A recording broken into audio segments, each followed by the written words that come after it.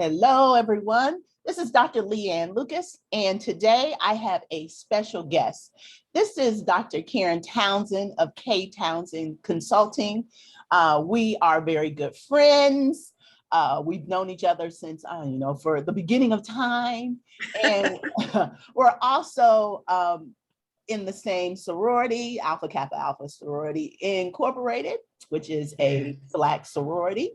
And we are from the same hometown, my former hometown, which is Dayton, Ohio. And she was so gracious enough to come in and talk about the work that she does related to psychology and work. And so, Dr. Townsend, I just want to say, welcome. Aloha. Thank you, Dr. Lucas. I'm so excited to be here. Okay, so two things. I am not originally from Dayton, although I've been here long enough. And my friends say I know more people in Dayton than the native Daytonians. I'm actually from Kentucky, but I came to Ohio to go to grad school at The Ohio State University. The other interesting thing, and I don't know if I ever shared this with you, but when your name is Dr., but you're not a medical doctor, everybody assumes you are a psychologist. Right. Exactly. And one of my neighbors had a daughter that used to babysit for us when my girls were younger. And so I called to ask if her daughter could babysit for me.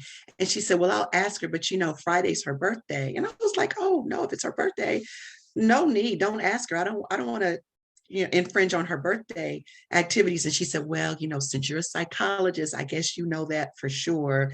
So I was like, I'm not a psychologist. It's a PhD in organizational leadership. So I cannot give you any complimentary counseling. So I always wanted to say that because I can't offer any therapy. I come to you for that. That's correct. And that's true. And this is a perfect example of, when we talk about PhDs and PsyDs, and I always in my Psych 100 class tell students that you can get a PhD in almost every profession. And it's a terminal degree for that specialized area. And so you have your terminal degree, PhD in your specialized area, but you do a lot of work. I really want to know about the kind of work you do, how you got started, how did KTownsend come about? Well, my background is actually in higher education. I worked in higher education for 13 years, and I worked primarily with underrepresented students. And my role was to identify high potential students, help them to make a successful transition from high school to college. And then once they made it to college, help them to successfully matriculate. I believe that a lot of institutions of higher learning make a commitment to recruiting diverse students, but they don't always have the programs and services in place to make sure those students can successfully navigate the university and come out on the other end with a degree. So that was my job, my purpose, my role. And beyond that, it was something I was very passionate about. And as I was completing my doctorate, I was really looking for my next opportunity at the university, and it wasn't there. And someone told me sometimes in order to move up, you have to move out. And so I made a decision that I was going to take a leap of faith and start this consulting practice. Initially, I was doing a lot of work around leadership and diversity, equity, and inclusion. And 21 and a half years later, I'm still doing a lot of work around leadership, diversity, equity, and inclusion. Additionally, I do programs for women leaders because I have observed over my career that women often do so much for so many, but they forget to do those things for themselves. And you can't be a successful leader, you can't be a successful contributor if you are not doing things to promote personal self-care.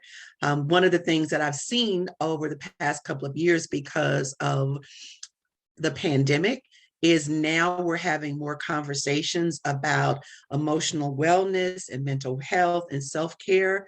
And it's long overdue. So as much as possible, when I can incorporate that into the work that I do, I want to do that. I feel very blessed that I get to talk with high-level leaders.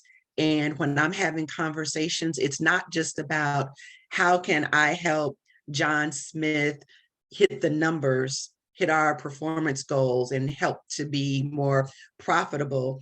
I want to know, what do we need to do to help leaders be the best versions of themselves? So I work with leaders to create inclusive environments and build high performing teams so that they can more effectively and efficiently do the work that we as customers and consumers need them to do.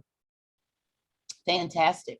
I think the current world situation has made a shift into this idea of what the workplace is supposed to be, how we lead in the workplace, how organizations are moving toward more flexibility, moving towards change, moving towards the importance of honoring and recognizing employees' concerns. And I think this is a good thing. This is a very good thing. Even though we have been doing that in the past, I think sometimes there has been some resistance for it because they didn't necessarily see the need for it. What the current world situation has done is it has pushed forward the need to really understand the importance of these things.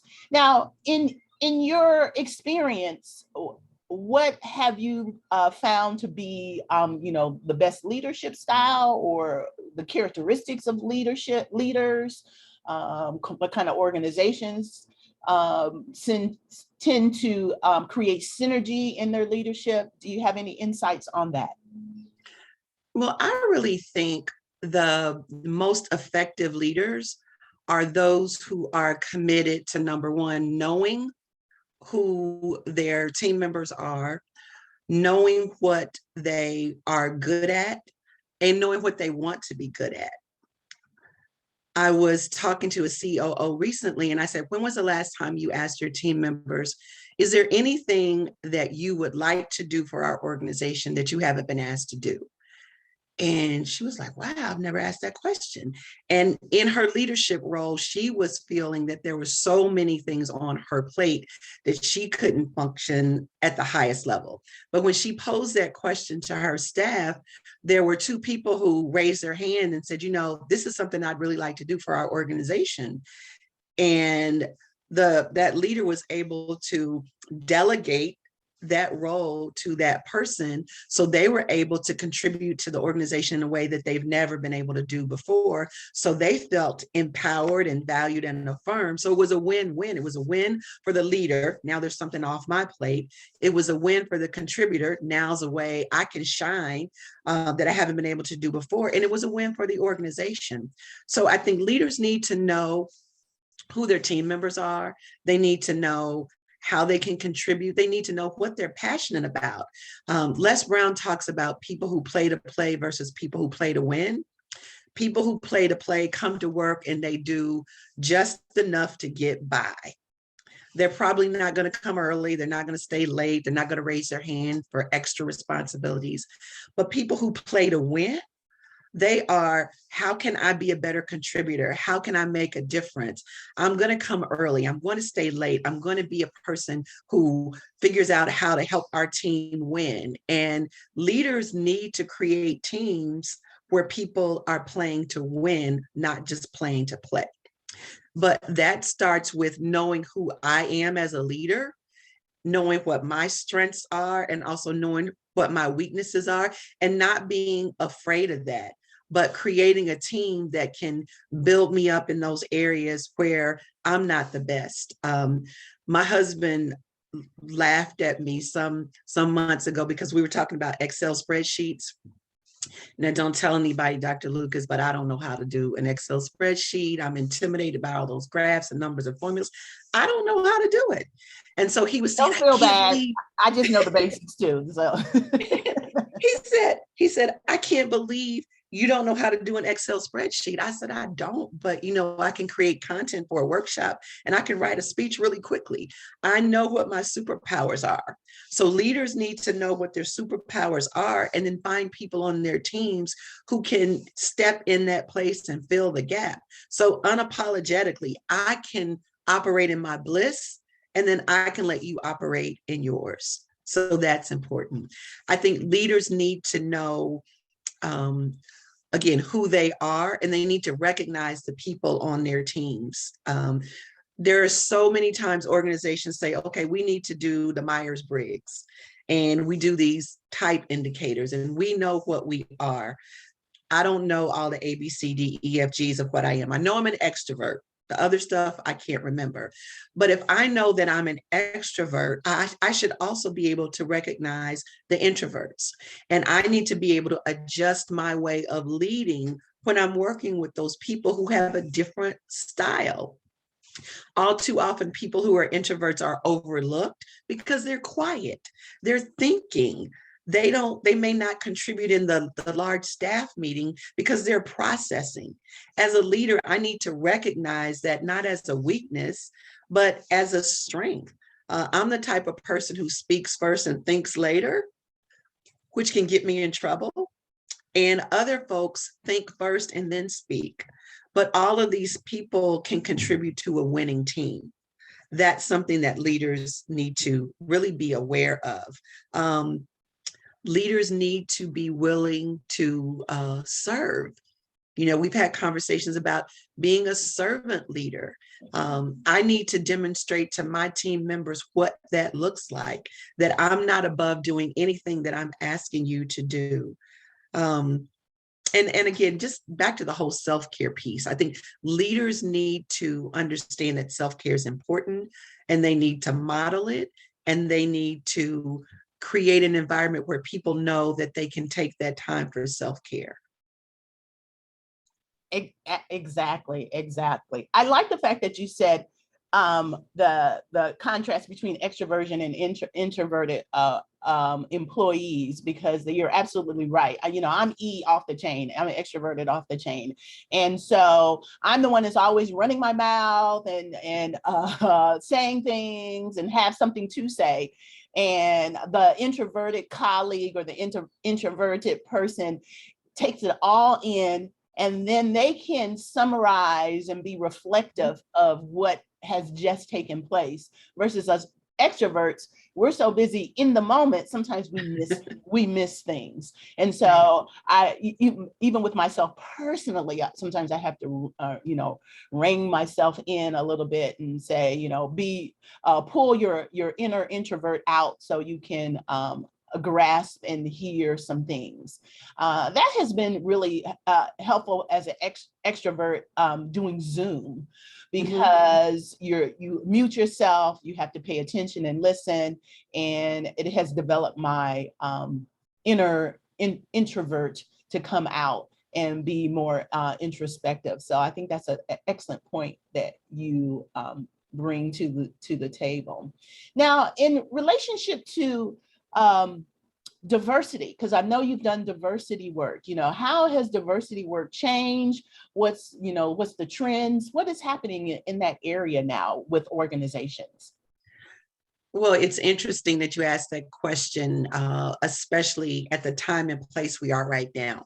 So I've done this work for 20 plus years. And at the beginning of every year, I make what I call my hot list. And my hot list is the list of companies that I want to work with, my dream companies. And about 2 years ago, at the top of 2020, I made my list, and I was making calls and sending information. And it was interesting that so many organizations were saying, well, we're good. We don't have any issues. We're doing fine. Thank you so much. Okay, I'll just keep it moving.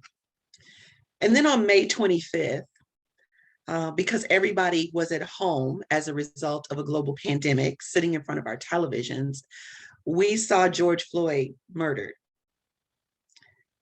And Dr. Lucas, I cannot tell you how quickly my phone started to ring.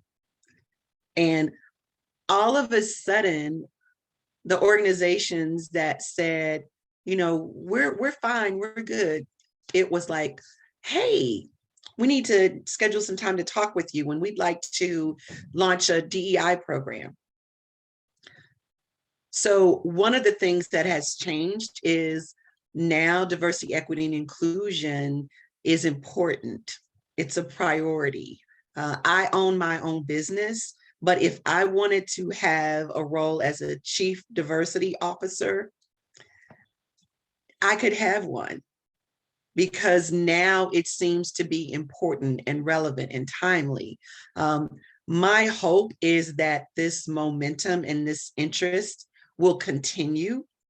And it's not just something that we're focused on right now because this incident occurred.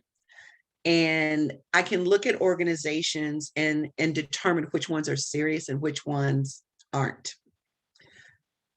If your organization is only talking about diversity because what happened on May 25th, 2020, then the likelihood of it being sustainable is slim to none. Organizations that are committed to diversity commit the resources to diversity.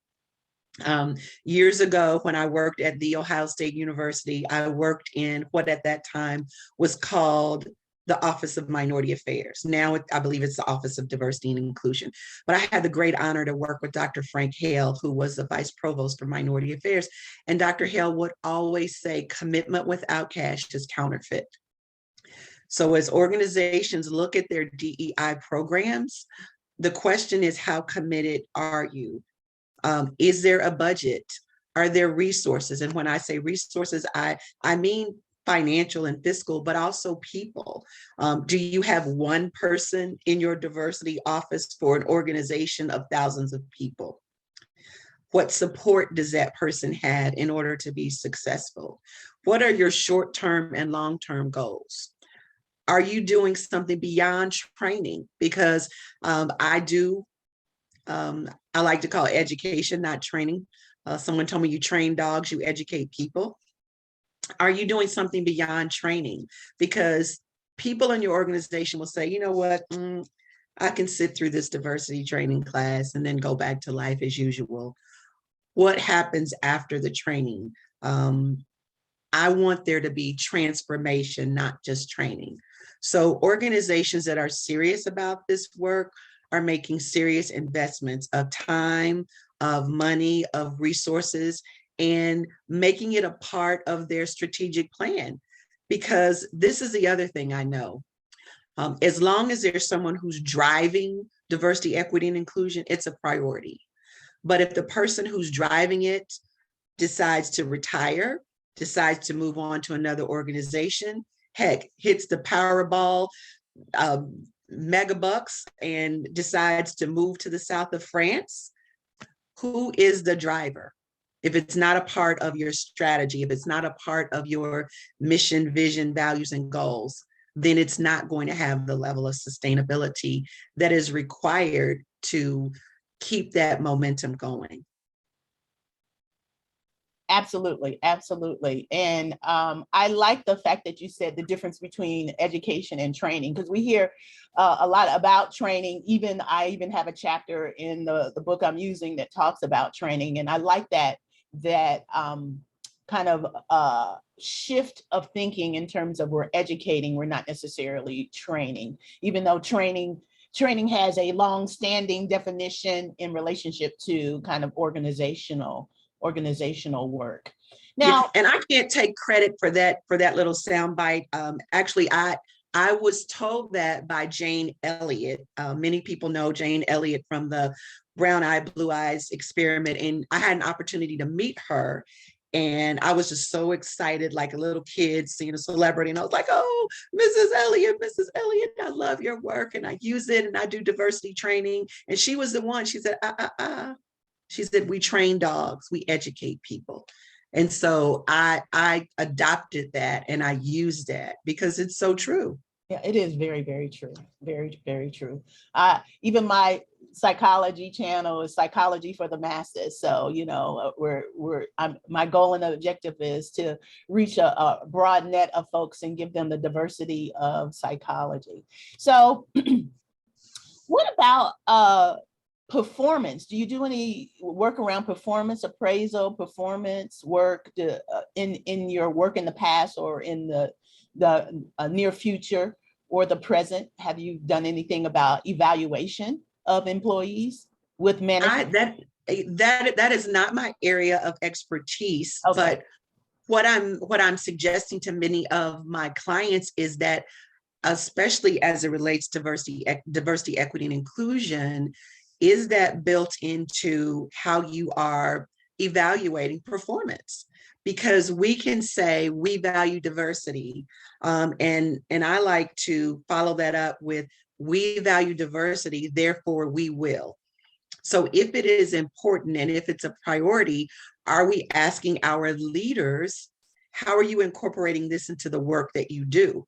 And that can then become a part of the performance evaluation or the performance appraisals. It's easy for me to say, but if I'm not demonstrating that in the work that I do, if I'm not looking at my team members and going, how reflective are we of the communities where we're located, the customers and clients that we serve?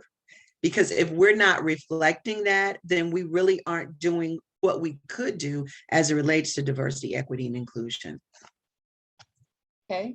I just want to switch gears a little bit and dive into your experiences as an entrepreneur, as having your own consulting firm, and how that is going in in 2021, 2022, because that has been a the Great Resignation is a term that's being thrown out there. You've been working independently way before the Great Resignation, but how do you see the marketplace and career wise, and the things that you do as an entrepreneur, as a independent person working for thyself? Uh, First of all, I think a lot of people say, oh, it must be wonderful working for yourself and you don't have a boss. And I say, well, actually, every client I work for is my boss. So if I'm going to be able to do the work, I have to respond to the unique needs of every client that I serve. So that's a misconception that I don't have a boss. I have multiple bosses, but I do have the freedom and the flexibility to choose who I work with and who I work for. And that's important to me. As it relates to this diversity work, I don't take every project. Because I've learned to be able to quickly assess what the level of commitment is, and I'm asking questions that help me to determine if someone is compliant or committed. So that is something that I get to do as an entrepreneur. The other thing I believe people think is when you own your own business, it's this freedom and it's easy and it's just bonbons and red wine. And I will tell you, I kind of thought that when I first started, Dr. Lucas, that I could work when I wanted to work. And if I didn't want to work, I wouldn't have to work. But I quickly realized, unlike when I worked at the university, if I took a sick day, if I took a vacation day, if I took a personal day, at the end of the month, my check looked exactly the same. But when I started working for Karen Townsend, if I didn't work, she didn't pay me. So for those people who just want to, throw their hat in the entrepreneurial ring, there's work that you have to do. But the great thing about it is you get to choose the work. You get to decide what projects to take on. I used to tell my students that if you find a job you love, you'll never work a day in your life. And I feel very, very blessed that what I do doesn't feel like work. It just feels like I'm living my dream. I'm walking in my purpose. I'm passionate about the things that I do. I think for leaders, whether you are an entrepreneur, which is somebody who works inside an organization, or an entrepreneur, I think you need to find work that feeds your passion. Identify what you are good at and become the best in those areas. Leverage your expertise.